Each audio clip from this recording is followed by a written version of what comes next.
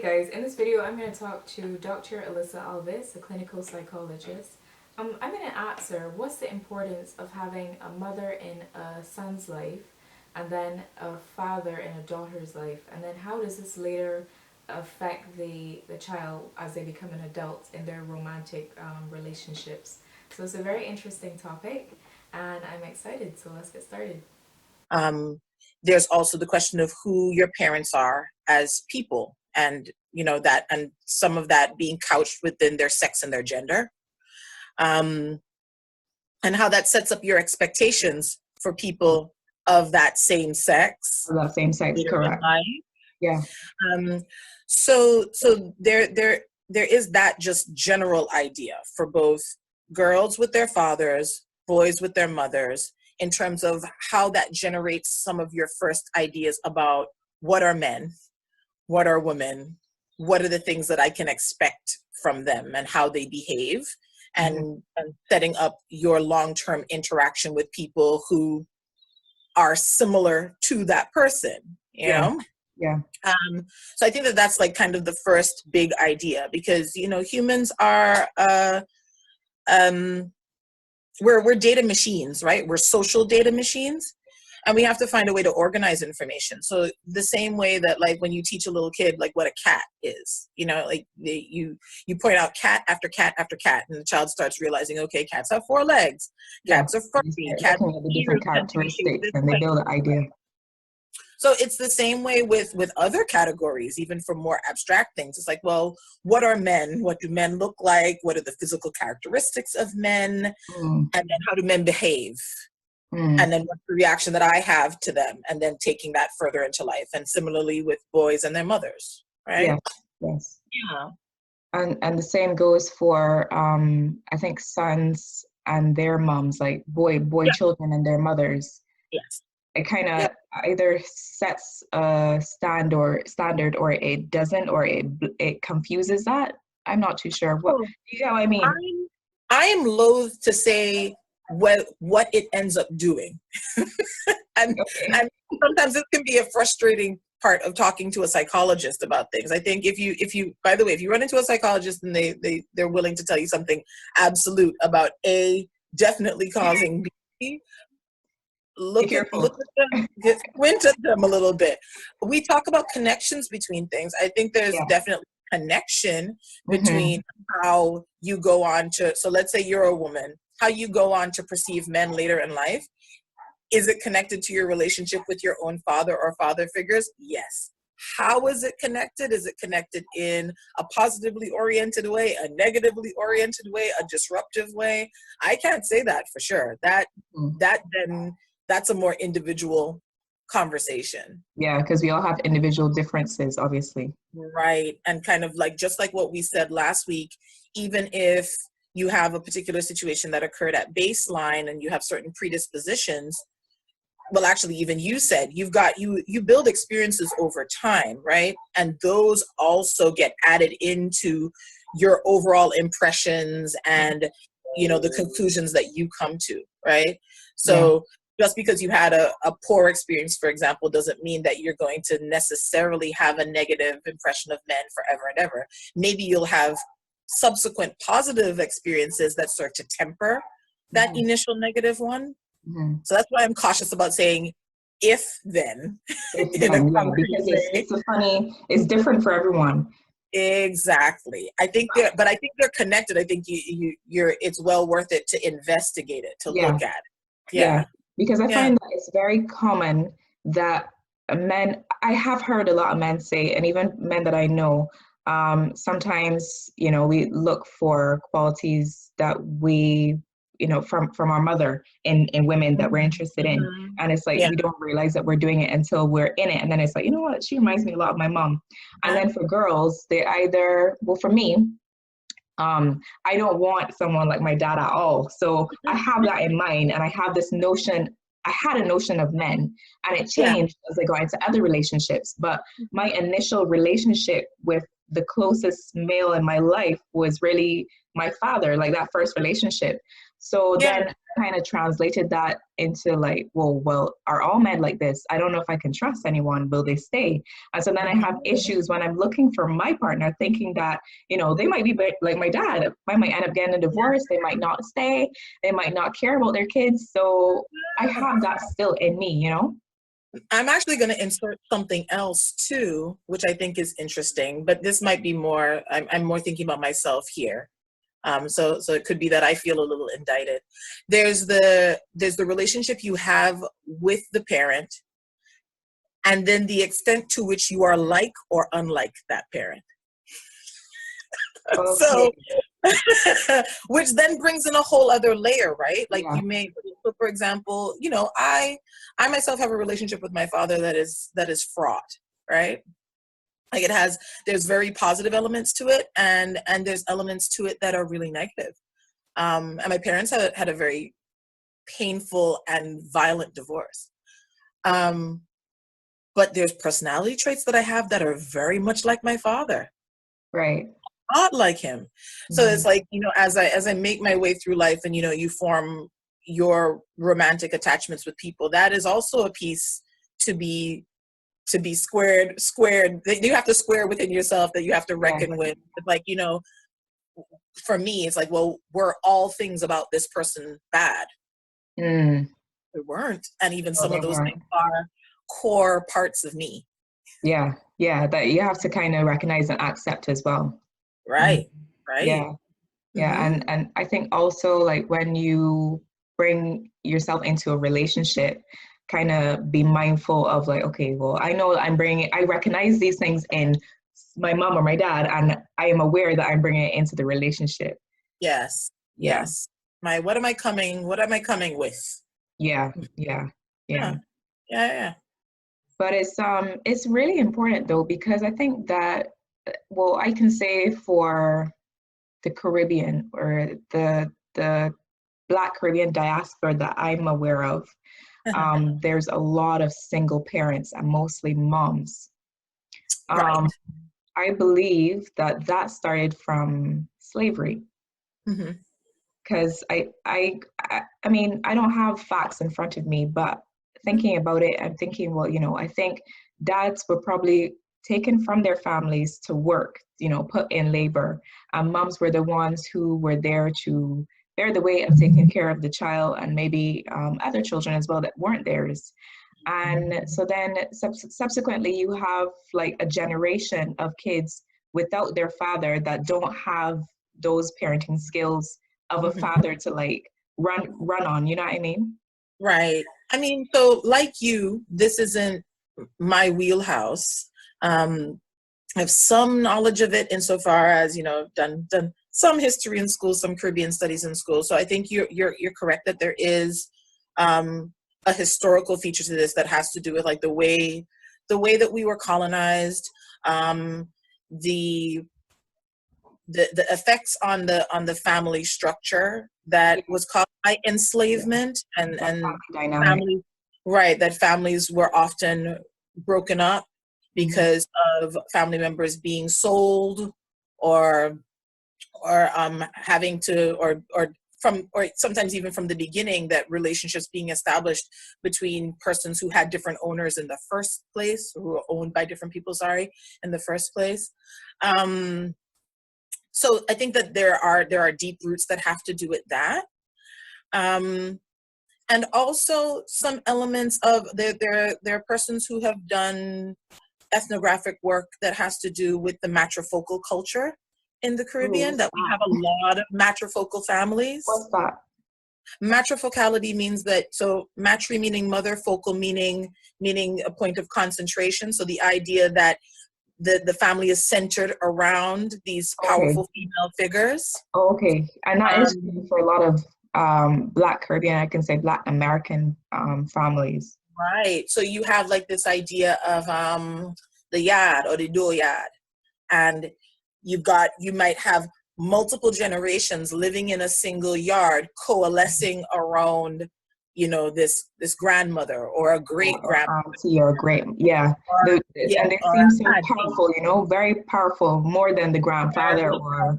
Exactly. Very powerful in the social structure of the family. Maybe not maybe not as powerful financially or materially. Yeah. Maybe not directly, depending on what she did for a living, but Yeah. definitely in terms of setting the direction of the family and decision making Like a about the running stronghold. of the household and kind of being the glue that cements everybody. I think that Yeah. a lot of us have experience with very female focused Yeah. extended families. Yeah.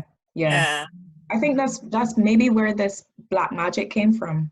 Like, you know, when they say like black girl magic, sorry, black girl magic, I think, because it's like a modern thing now, but it has always been there. Like, it has always been like the woman is the strong hold of the house, you know what I mean? And Right. it's unfortunate that the men don't get that credit, but I think that these days there are a lot of there's this modern movement on YouTube where like these dads are doing lots of videos with their kids and like they're really involved, and it's like, you know, and I love that, because for me I'm like, yes, yes, yes, yes, maybe I'll get one of those. Well, actually, there's something that's really interesting. I mean, like, again, one of the part of the reasons that I went into psychology and part of the reasons that I like training people in psychology and sociology is so that we can get more research out of this region. So I Yeah. don't have good knowledge or data having to do with here, but in the States, one of the, like, a fairly recent study, I think it was around 2013, 2014, the CDC through the Pew Institute did some research about the involvement of fathers and found that Black fathers are actually very involved. Yeah. Might not be married. So Right. that's a place where we see there's big differences between, say, Black Americans, white Americans, Latino Americans, Asian Americans. Marriage rates were very different, and in terms of whether they were living with their children, Mm-hmm. there was a large proportion who do not live with their children. But in terms of spending time with them, engaging in parental responsibilities, and they went down until they got fairly granular with it. Like, you know, do you do things like feeding, diapering, putting kids to bed? And a lot of these Black fathers were like, yes, I do all of those things, but Yeah. they may not be living with the child. Yeah. And I've been really encouraged by seeing those sorts of things, and even saying, you know, our history doesn't have to be our future. Like, I really Exactly. get cautious about this idea of, like, okay, I don't want to take a pathological story from the past and make that into our destiny. It's like, Yeah. because I think I know a lot of Black men who want something different in Yeah. terms of their involvement with their children, regardless of what happens with their mate. That's the other thing. Like, I think there's a very different conversation happening now than, say, 20, 30, 40 years ago about the reality of co-parenting and Yeah. how do people do that well. Like, Yeah. like positioning it as a separate skill from being in a romantic relationship with that person. Yeah. Like, that's one thing. And then how you successfully manage the role of being the steward of this little person, Yeah. that's another thing. And you see people wrestling with that, and even seeing how, like, if you have a blended family, how do you make that work? Mm-hmm. Mm-hmm. Yeah. Yeah, it is interesting, but I have to really say that there are fathers that really do put their back into it like 110% when it comes to their kids, and I support them. I really do, and I think it's more. I don't know. I think it's more. I'm more aware of it now because of social media. Because Yes. that's the thing, you know, more dads are posting. You see more videos and different things like that. So it does give me a good feeling. And even like when I'm out and I see like a father with a child, I'm always just like, oh, like that melts my heart. Why? Because I didn't have it, you know. And so that's I think something that I know that I really do truly desire. I think that's Black lady kryptonite. Like, Really? black men, not just with not with necessarily, like, okay, so it's one thing if you see them with like a school age child or a child who can actually like walk and talk, but there's Yeah. something about like Black men with like teeny tiny Like a babies. baby, you're like, oh my God. You're like, oh my God, he's wearing a baby carrier. Anyway. Yeah.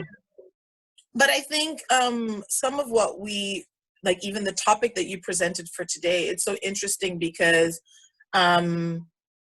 Like, well, let me talk about myself. Like, I think that there was a point in my life where I would have really resisted the notion of talking about any issues that I have that pertain to the men that I'm interested in, that circle back to my dad. I would have really resisted that. And it's kind of like, I think because there's so much, like, it sounds pejorative. Like, you know, when you talk about, like, when people have like these tropes of, you know, troubled girls and like, oh, they've got daddy issues. Oh God. And then when people think about maybe even an emasculated or less stereotypically masculine man, and people talking about a person like that, you know, being a mama's boy. And it really, and things like that back us away from having conversations about, okay, well, but really, how are my preferences or my ideas influenced by my parents? So I think because we've got those sorts of things surrounding it, we really don't want to touch it. Because it feels so pejorative. But it's I know something I that really needs didn't to be want to spoken about, though, because then you realize how much we have in common, and it's not so bad, you know. Right. I think there's something really important about recognizing that, like, if like there are people who talk about this in psychology, but I think I've heard about it just kind of more colloquially, like just the notion of a mother wound. Like there are some people who are walking around with, you know, very deep hurt that comes from their parents. And we specifically talk about mothers a lot, but mothers get a lot of flack in psychology, by the way. A lot of blame for things has been laid at the feet of mothers, rightly and wrongly. But there are people who are walking around with that, and if you don't, you kind of drag that out into the light, you know, how do you ever deal with it, right? I think it's important because, I mean, I know that a lot of girls did not have their dads obviously growing up. A lot of my friends as well. And it's just like, so how does this then affect me and my relationship? Like, I know I was like abandoned and rejected. And so then, like, in my relationship, sometimes I feel like if I'm scared to be abandoned and when I'm rejected, I have like this hurt that just is like unnecessary. Like, is that because of my father? It very well may be, because it's like it's not just pain. Like any given romantic partner then isn't just themselves. They become an avatar for your dad. You know, like that is very possible. You like know. No, I was just saying, I really hate rejection. Like, I get angry. That's why I don't put myself like too much out there. I'm just like, oh, well, if he likes me, he'll come and talk to me, but I'm not going to talk to him. Like, you know, I've only done that a few times, but like, I am scared of rejection. I think everyone is, but I think it bothers some people more than others. Right. No, rejection doesn't feel good to anybody. No. Right. There isn't anybody who's like, oh yeah, for sure, I'm all about it when I put myself out there. Like, nobody. But like you said, like there's some of us for whom like being rebuffed just stings more, hurts more. It takes us a longer time to rebound from it. There's some of us, it's connected to things that happened in our past, and that's the reason why it hurts in that way so much. Yes, tied to this deeper, more elemental pain. May have to do with a parental figure.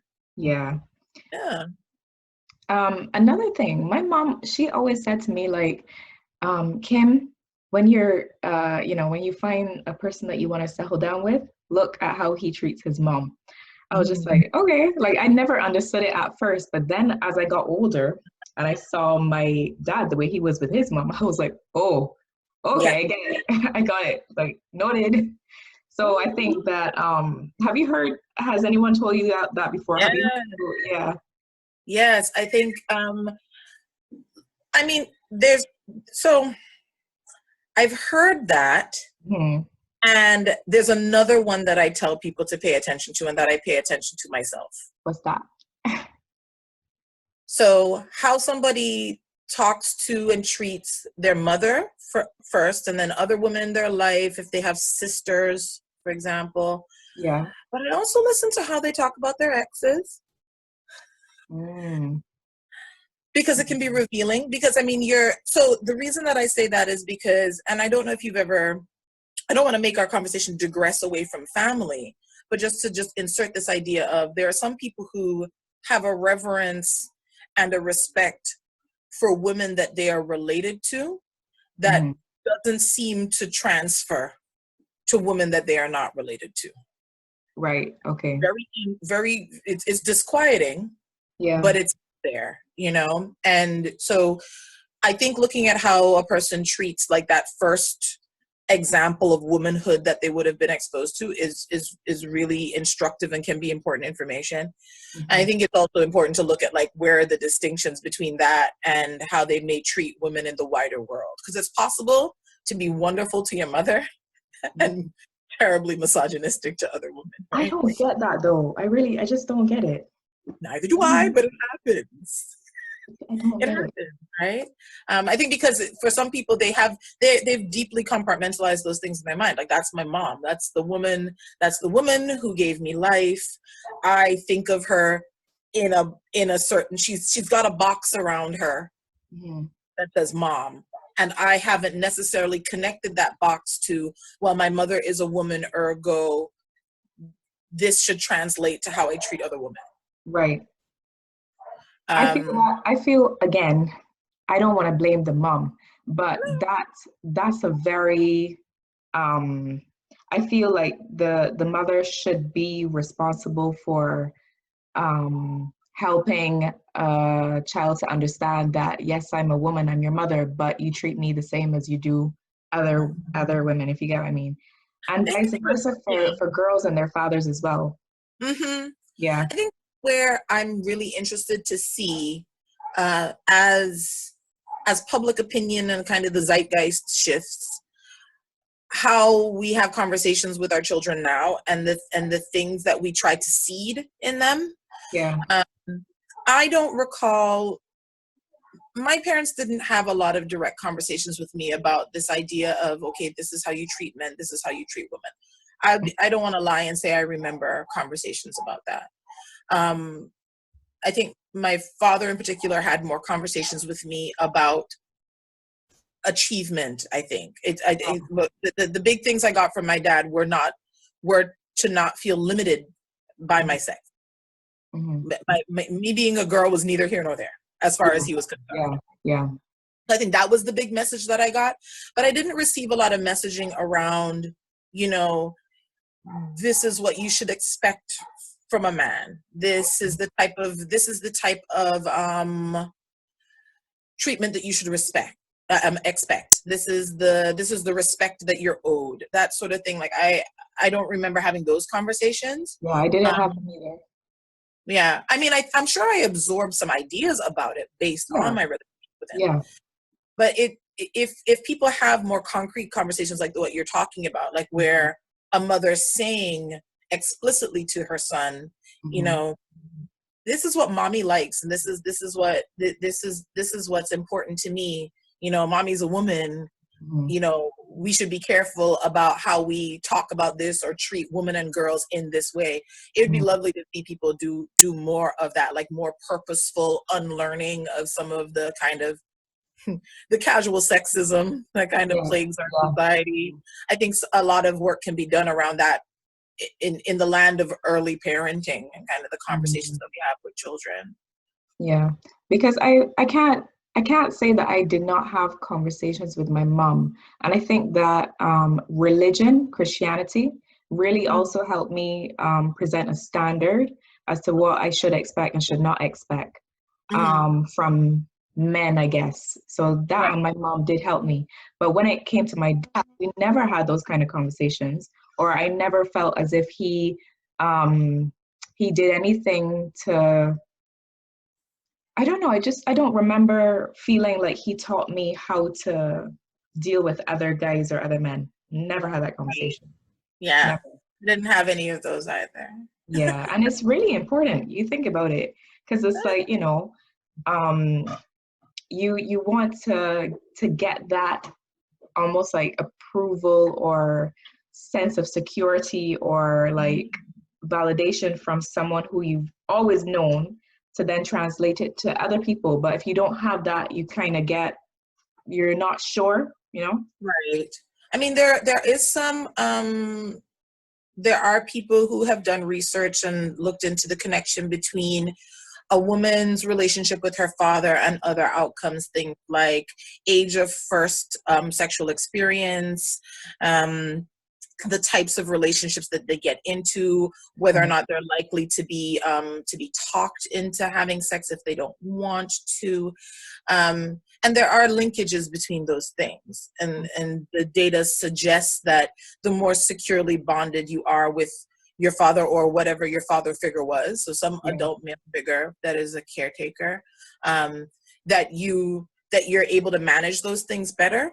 That you tend to have your first sexual experience older, so you tend to delay, fewer early pregnancies, just having more of a voice in your relationships, and having differences in terms of what you're looking for in your relationship. So it's like this idea of if you've had a healthy relationship with a man already, that you can go into your future romantic relationships looking for something that's appropriately balanced, that you're looking for an equal partner, you're looking for emotional support and reciprocity, as opposed to going into these relationships with this, like with a deficit, where you go in search of, like you said, this approval that you never got.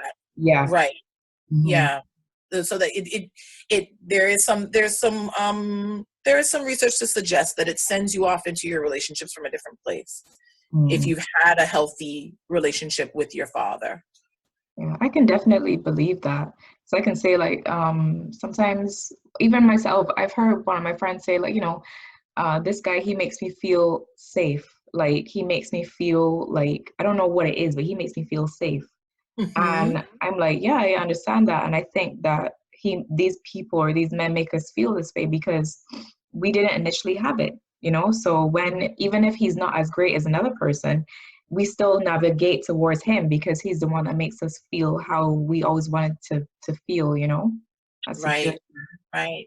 Yeah, we talked a little bit about this last week, and I think there are two words that I like to keep coming back to when I'm working with an adult about interpersonal issues, and because I think that there are words that we back away from. Safety, because it's this really core elemental, like there's this, like, if you talk about Maslow and the hierarchy of needs, and at the bottom you've got like these really basic needs that you need food and you need shelter, you need to feel safe. So like where there is no safety, there can be none of those higher, more abstract, wonderful concepts and self-actualization. But then also on the flip of that, fear. Like how much do we do that is motivated by the need for safety, and how much of the what we do is motivated by this deep need to reduce fear? Yeah, I think a lot. Yeah. A lot, because it's almost like if you navigate towards a guy that doesn't necessarily treat you great, but you somehow feel safe with him, right, you're afraid to leave the relationship for someone better, Yeah. or you're afraid to be abandoned by him or like neglect or something like that. And I think, I don't know I think maybe it applies for guys as well, but maybe not. Oh, the sun is not nice. Maybe not in that in that way, maybe more in like I think, tell me if I'm wrong, but do boys get that emotional intelligence from their mom and not their dad? They may and they may not. So again, this business of me giving you a hedgy yes or no. Yeah, I'm sorry. No, it's fine. I understand. So I think that so if we're to talk about stereotypes and how people parent, where the expectation is that mothers may be more sensitive to a child's emotional needs, more empathetic, more likely to give them space to have a reaction and kind of manage that, whereas a father may be more focused on encouraging qualities that are more stereotypically masculine in a boy. Right. Yeah. Yeah, there's some of that. however, one of the things I want to think about too is like the extent to which women buy into stereotypes as well. So how do women potentially behave differently when they're parenting a boy versus when they're parenting a girl? Yeah. So part of me wants to say yes, male children can get a lot of information about how to respond to emotions, how to communicate with people from their female parent, from their mother. But they may also be getting information about how they should manage their own emotions. And it may be very much in line with societal expectations, because even their own mother might still be prone to tell them, oh, no, you're a big boy, don't cry. They might do it in a gentler way than the dad, but it's the same message. It's the same thing, yeah. It's the message of, please contain these emotions. You're a boy. That's not what you do. Yeah, but for a girl. Right, and they may be more inclined to be like, oh, you're upset. Oh, sweetie, I'm so sorry. If it's a little girl. So you're getting you may be getting a mixture of messages. Right? Yeah. It's interesting because I think like I don't, as girls or as young, as I'd say a modern young woman, like yourself, we have different ideas, better ideas, I'd say, when it comes to gender and society and different things like that. But I think a lot of what we were taught from our parents is still within us. Oh, of course. I am not a parent, but I could imagine being a parent and having to really think before you react. It must be hard. I don't have my own children either. So I have the exposure that I have to children is, or my clients, and then children I've taught and children I coached in sports.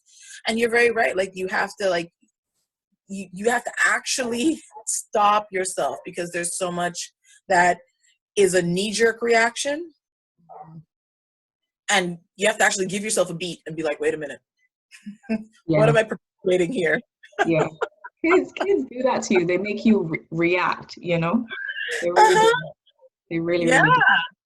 So I've got a friend who's watching, and she's saying that they want answers to the questions on the live. Yeah. Oh. Let's see. Oh man, we have some questions. Let's see. Wow. Right.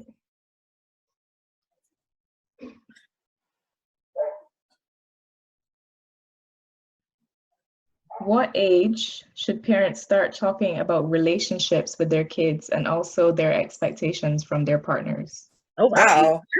Ooh. As early as possible. I don't think that any topic is off limits to talk about with your children. I think that there's different ways to talk about it depending on how old that child is. So there's a question of developmentally appropriate language and, you know, how complicated you get with your explanations. But like, I remember, you know, being a tiny little thing, you know, but when my parents were still happily married, which was like a good part of like my very early childhood. And they would talk a lot about how they felt about each other. And that gave me a lot of information about male-female relationships and about marriages. Yeah. So there's things that you say, but also things that you do. So for example, my father was a real stickler for farewells. He wouldn't let us get out of the car without saying, I love you. Yeah, okay. And without, you know, you had a kiss or an embrace, something. Yeah.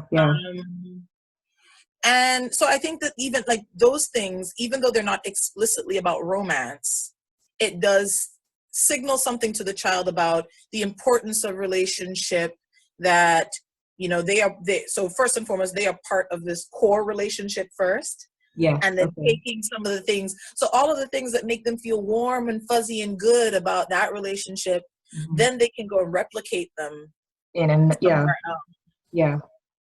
So as early as possible, you start talking about what it means to be in relationship with another person. And what do we want from people? Like, what feels good? Does it feel good when, like, I know that this is good. This goes a little bit beyond the notion of romance, but just the idea of like, when children play and like realizing like you can't always do what you want to do. Like you have to find out what the other person wants to do as well. Yes, And that's you're fair. probably gonna have a better time if you can Mhm. figure out what you both want to do and do it together. I Mhm. mean, those things play out later on in people's adult relationships. You know, it can be the difference between a person who is very ready to hear the needs and desires of another person versus someone who's really self-centered and Yeah, selfish. yeah, yeah. Hmm. Because I do feel like when it comes to talking about relationships, my mom, she would say like, because I had a sister, she'd say like, the two of y'all have to play like this, or that's not nice, that's selfish, or she'd tell us like, so we learn a lot about relationships between the two of us, and then I obviously would observe her and my dad. Yeah. I can say like for me, one very awkward thing about my mom and dad's relationship was that like kissing. They would never kiss in front of us, only on like celebrations or birthdays or something like that. So when we saw it on TV, when we were sitting down as kids and like somebody on TV kissed, we were like, or like just like, because it was weird. But if they had done that more openly, Uh-huh. it probably wouldn't have bothered us in that way. But I think that parents, they're just not sure like how to Yeah. be or what's appropriate, what's inappropriate. Do you know what I mean? I think that like my parents were touchy feely people, and that was helpful. And Yeah, the idea of that it's okay to be demonstrative, and that if we love people, we say it and we show it. yeah, That idea was yeah.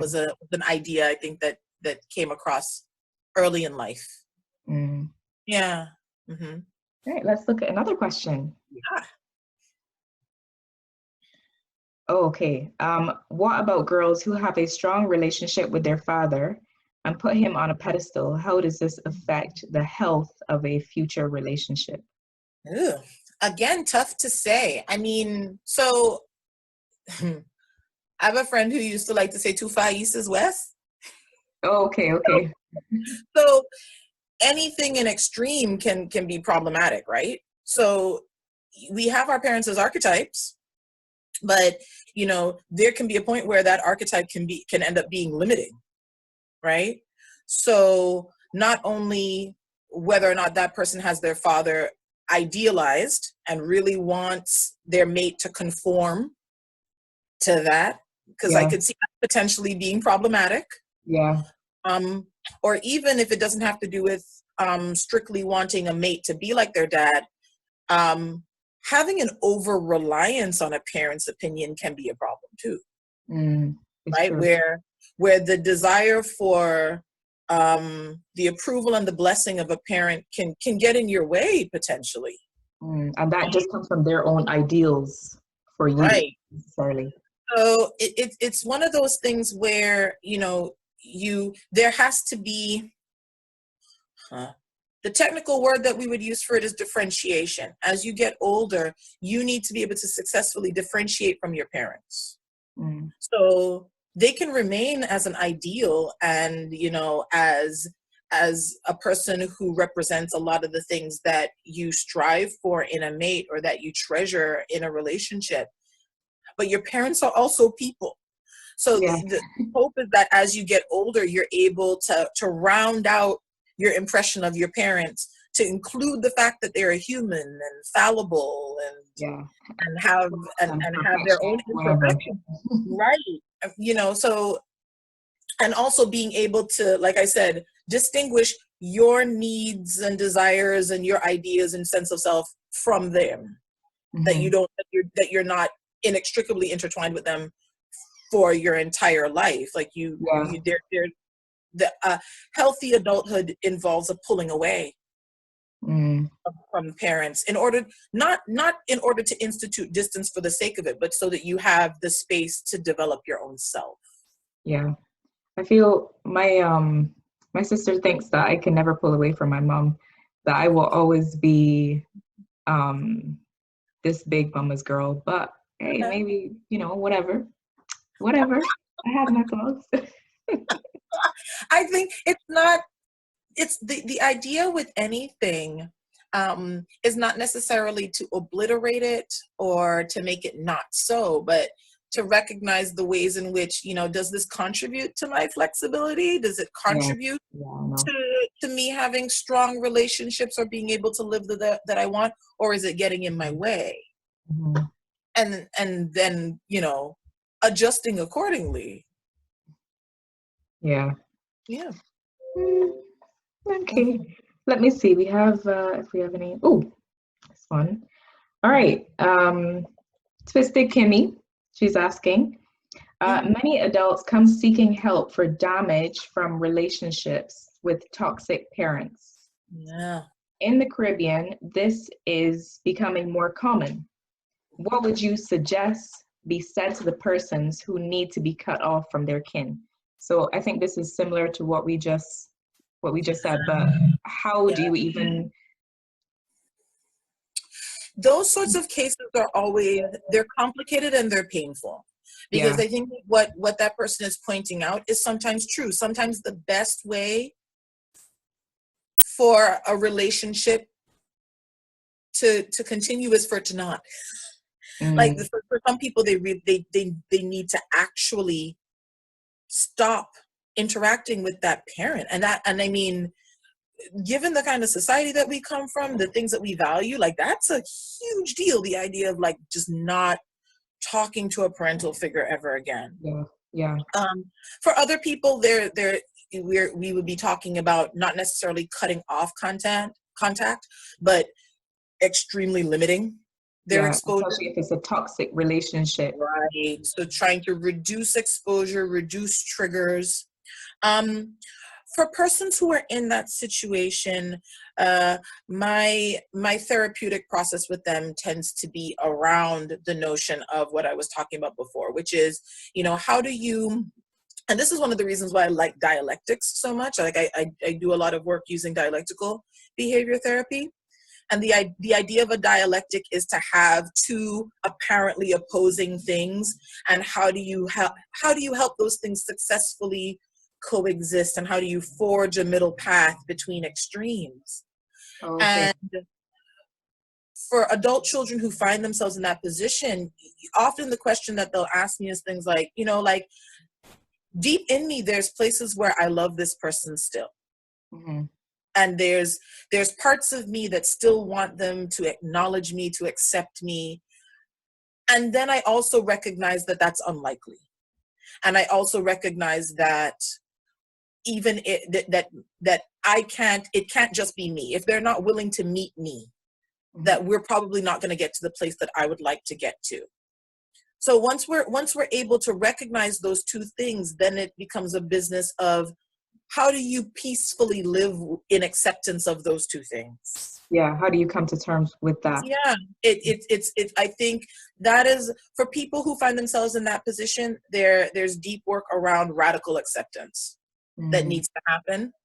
And then we start talking about, okay, well then now what do I do in terms of navigating my relationship? Because for some people it does mean actually having to say, I recognize that my relationship with you isn't healthy, and I no longer desire to be in contact with you. And that's really hard to do. Really hard, very hard to do, especially if you're a parent or like a sister, or you know what I mean. In my experience, in terms of wholly cutting off of a parent, people really have a tough time doing that on their own. Yeah. I've seen persons more successfully do it if they then have their own children. Okay. Because then they start, the conversations we have are around things like, I'm realizing that when I am in contact with my parent, it's influencing my parenting in this way. Right. And you get people being very concerned, rightfully so, about, okay, how is this influencing the way that I am nurturing this person who's in my care now, and then being really anxious about that, about those two things not being connected. Right. So then they feel the need to just, right. Okay. Yeah, I understand. yeah, for the good of their children now. But it's a very difficult thing to do. But for some people, it does actually need to be done. That distance is the healthiest thing that can happen. Yeah. If the person doesn't want to make the effort to better. Yeah. You can, I like, it's something that we talk about a lot, where sometimes people have family members who are willing to come in and do sessions with them. And that's one thing, where we can, so, you came in talking about your relationship with this person. Are they willing to come in and do some work with you? Mm-hmm. But often that's not the case. So we can only work with who's in the room. Right. Oh. Right. But I do agree with you. A toxic relationship is a toxic relationship, whether it's with your mother, father, sister, boyfriend, it's toxic. So you either do something about it or you walk away from it. Yeah. Which is understandable. Yeah. Mm-hmm. I just want to ask you if there's anything that you would say to, let's say, a boy that did not have his mother, and that's now in obviously a relationship, but doesn't really necessarily understand how to deal with women and emotions and stuff like that. Is there anything that you would say to him? Well, I think because of what I do for a living, my instinct is first to ask questions. Yeah. So even if he hasn't been raised by a mother, there are probably other female figures in his life. Mm-hmm. So I'd start first, not by necessarily telling him what to do, but probing him a bit for what are his ideas about women, and where did he get them from? Who are influential women in his life? Like when he thinks back, across his childhood, because there might be other things. There might be, an extended family member, or maybe even something else, a teacher. Yeah, a teacher, exactly. Like People like this, yeah. Right. So I think it would be important for me to information gather first, to see like what is his disposition and what are toward women more generally, and kind of what are some of the ideas that he has gleaned, because if we're talking about an adult man in the world, he hasn't been in a world devoid of women. He knows something about them. He knows something about them. Yeah. Yeah. So starting from that place, it's then, well, what kind of relationships does he want now? If he feels as though he's really working with coming from a place of deficit. Let's say this is somebody who's coming to me and that's their presenting problem. They say, I was raised by my father. This is just a hypothetical I'm giving here now. My mother exited my life in infancy. I wasn't raised by her. I have no memory of her. I have no current contact with her. And I think that is affecting my present day relationships. I find it very difficult to connect with women. Then we would start that would be from where we would start the work of, okay, well, let's start with your own emotional reality. We'd start from inside, kind of helping that man develop his own emotional vocabulary. Right. Because this is from my own experience, that a lot of people who say, I'm having trouble meeting people emotionally and resonating with them, they often have a lot of trouble in terms of their own internal dialogue around feelings. Right. Start with the self. Yeah. And then we move out. So what's your vocabulary? That's what you need to find out. What is that person's vocabulary when it comes to emotions? Yes. So how do you talk to yourself about your own emotions? Because before you can talk to anybody else about theirs. Yeah. Yeah. You have to have a conceptualization around feelings. Yeah. And we may even have to pull back even further than that, like even just the labeling, this idea of like, so something we talked about last week, are there good feelings and bad feelings? That's the thing. Yeah. Are there feelings that make you less than? Is it when I have a feeling that makes me, when something happens that makes me feel caring or soft, does that feeling of vulnerability now make me feel weak? And do I pull away from it because of that? That would be the kinds of conversations that I would be really interested in having with a man who's telling me, interpersonal relationships and emotions are problematic for me. I'd pull back to the self. It's really interesting because I find, it's hard to come, it's hard to come into a relationship with something that you don't have or you don't understand. Yeah. Yeah. So realizing that you don't have that sometimes might be too late down in the relationship, and then you get confused, and then you might think like it's not you, it's the other person. Yeah. So it's sometimes hard to identify what your problems are, or to even realize that you have like an issue with something, you know. And but I think that as we talk about this, I think people might be able to reflect on their self by saying, you know, I can identify with that. Like Yeah. maybe it's them, or maybe it's me, or maybe I think this way because I didn't have my dad or I didn't have my mom, you know. So I really hope that these discussions help a lot of people and help people to realize that, you know, we have to dig deeper in order to go further. One of the things, like just in terms of what you were saying, um, like interrogating the maybe it's me, maybe it's them. Mm-hmm. Then a third question, maybe it's us in combination with each other. So this idea of like, well, what nerve am I pressing for Right. you? And Yeah. what nerve are you pressing for me? Because often it's that. It's the interaction. It isn't Mm-hmm. it there's what I bring, what you bring, and then Mm-hmm. how we How it works influence each together. other as a Right. consequence of that. Mm. Um, and that's where, you know, candid conversations as a couple really help. But if you find like where you were describing this idea of like maybe you've been together a while and now these things are rearing their head and it's tough to get disentangled, that's where seeing a therapist together is super duper helpful. And it Yeah. doesn't mean that you're on, you know, the brink of a breakup. It Yeah. doesn't mean that, you know, everything is terrible. It just means that you'd like to understand your interaction Better. better. Yeah. That you'd like to optimize things, you know, because Yeah. there are some people who've been together for decades and they're not breaking up anytime soon, but every time they have an argument, it's a knockdown, drag out, nuclear thing that takes weeks. Yeah. Maybe you could see a therapist To just ease it and out. Yeah. Yeah. y'all might still fight, Yeah. Yeah. Yeah. But at but least, you know, there's a bit more at least, clarity.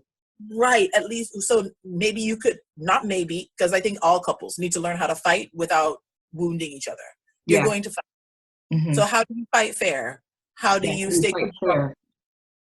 How do you stay constructive? How do you fight with someone that you love? And how do you keep that love at the forefront, Mm-hmm. even in the midst of conflict? Those are things that, you know, if you're having trouble sorting that out on your own, you know, an outside observer, an outside professional be really helpful with, you know, just helping you with your skills in that.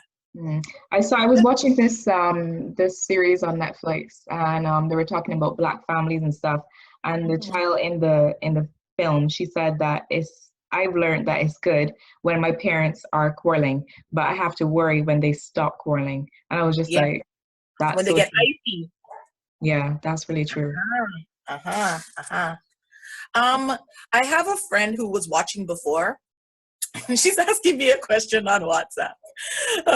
So she's asking, can someone ask for me if positive reinforcement of familial love in our childhood can strengthen our relationships with our romantic partners? I think that what she's asking is if we're from close families overarchingly, whether that can reinforce our relationships with our partners.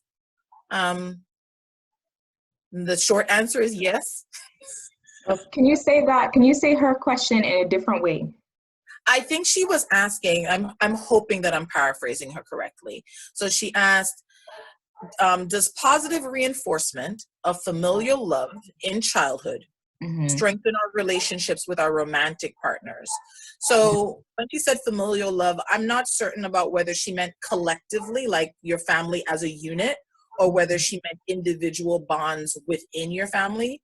But I Mm-hmm. think regardless, either which one, the answer I think would be yes. Yes. That if within your family, whether in terms of like specific dyads, like, you know, you and your mom, you and your dad, you and your siblings, Mm-hmm. um, whether, you know, you had language and emphasis around the importance of those things, but also language and emphasis about the importance of the love that binds you as a unit. Right. Um, whether or not that helps you later in life, yeah, both are deeply helpful, I think. I mean, I know we haven't talked a lot about siblings today, but I mean, you mentioned your sister. I have a brother, and the conversations I do remember having, my father was very, very particular about him and I fighting. He didn't like for us to fight. It was a very big deal if we fought, if we said anything terrible, like we couldn't say that we hated each other or that we wished we didn't have a brother, we wished we didn't have a sister.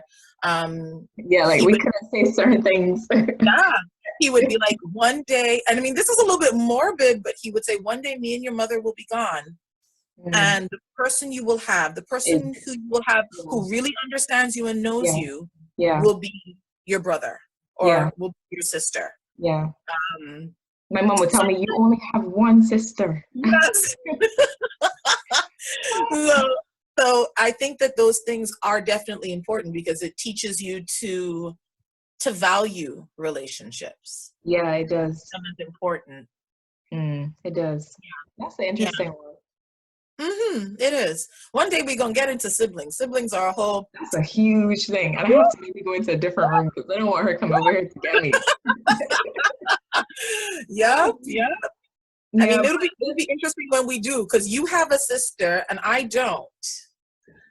I only have brothers. My father has an older son, and then I have a younger brother, where we both have the same mother and father. The extent to which I have a sister, my best friend is my sister. I've known her for 19 years. She's the sister. She is it. But yeah, that one will be interesting when we get into what brothers and sisters bring to your.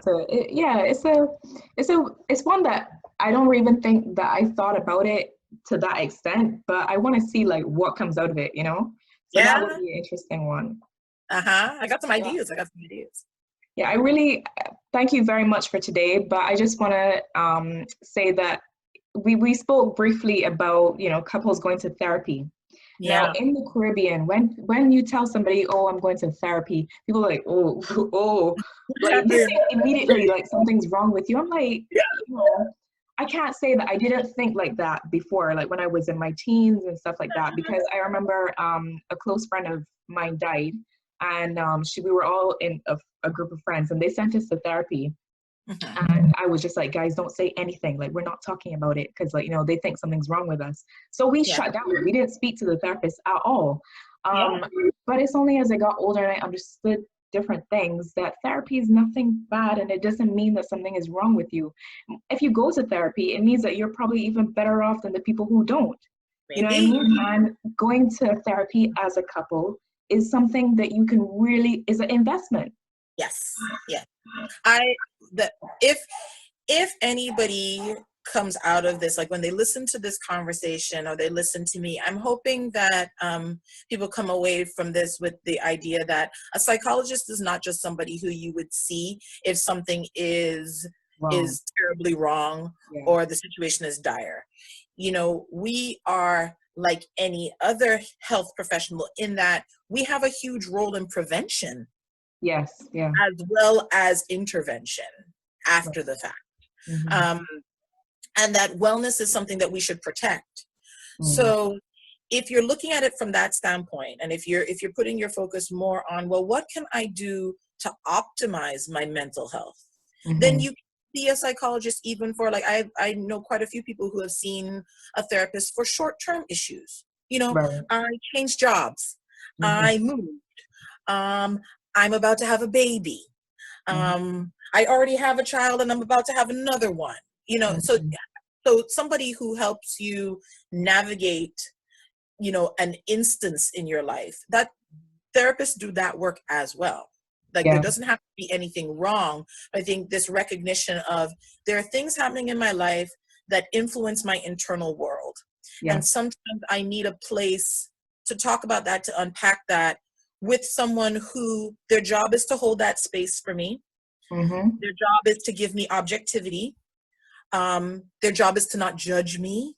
Yeah, and confidentiality, because I think a lot of their job is to be confidential. Yeah. And because we're not your family member, we're not your friend, we don't have skin in the game, right? So we're not going to feel inclined to influence your choices one way or the next. You know, we're here to help you live in your most, live according to your own personal integrity, Yes. and have as full of an experience as you can have Of according your to life. your desire. Like that's, Exactly. I like to think I'm a guide. That's all I am. Yeah. I'm not here to fix. Yeah. I'm here to give advice. I give advice to my friends. If you want advice from me, you know, be my friend. I'll give you some advice. Yeah. But as a therapist, I don't advise. I'm here to help you, and you're the one. Hey, you live in your body. You live in your life. I don't know more about your life than you do. Yeah. Yeah, but I really want to break that mentality that there's something wrong if you go to a psychologist, or there's something wrong if you're going to a therapist. And that's a very strong Caribbean mentality. And I really want to break it. And I want to encourage people to, you know, go online, research if you're having a problem, or if you know someone who's a psychologist, just ask them a question, or maybe, you know, book a session with them, you and Yeah. your partner. Yeah. And you know, it's just something I want to break. And so Yes. people, this is Dr. Alisa Alvis. She can help you with those things, okay? I get referral. Telling you. Thank you so much for this conversation today. It was really fun. It was You're fun. welcome. I had a lot of fun too.